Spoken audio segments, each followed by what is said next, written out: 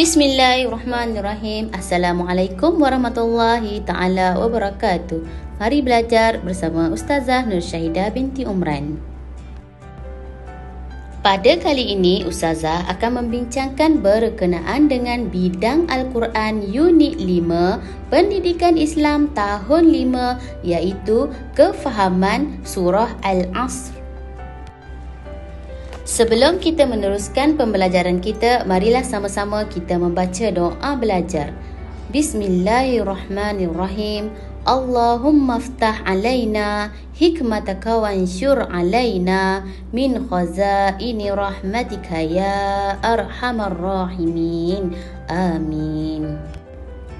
Baiklah, kita akan teruskan kepada objektif pembelajaran kita, yang mana anak-anak akan dapat menyatakan pengenalan surah Al-Asr dengan betul, dan yang kedua, dapat menjelaskan tuntutan surah Al-Asr dengan betul.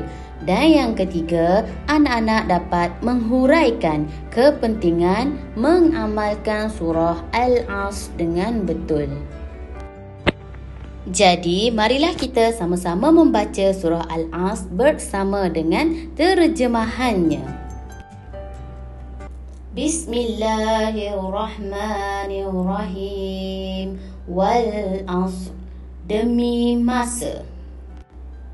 Innal insana lafi khusr, sesungguhnya manusia itu dalam kerugian.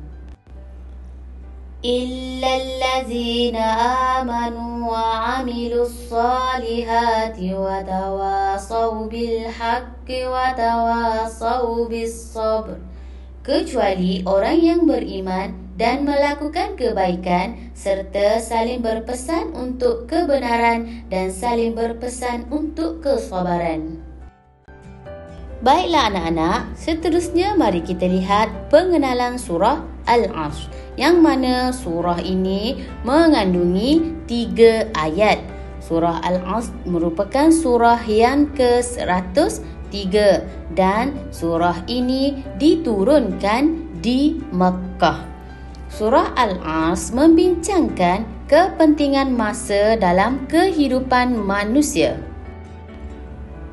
Surah ini juga dianggap sebagai panduan kepada seorang Muslim dalam mengurus masa yang dianugerahkan kepada mereka untuk mencapai kejayaan di dunia dan di akhirat. Tuntutan Suratul Asr, yang mana peranan kita sebagai seorang Islam dalam menguruskan masa. Bagi kandungan ayat yang pertama dan kedua ialah masa itu sangat berharga. Sebagai seorang Islam, kita perlu sentiasa menghargai masa dan tidak membazir masa dengan perkara yang sia-sia. Bagi kandungan ayat yang ketiga ialah kepentingan beriman dan berbuat kebaikan.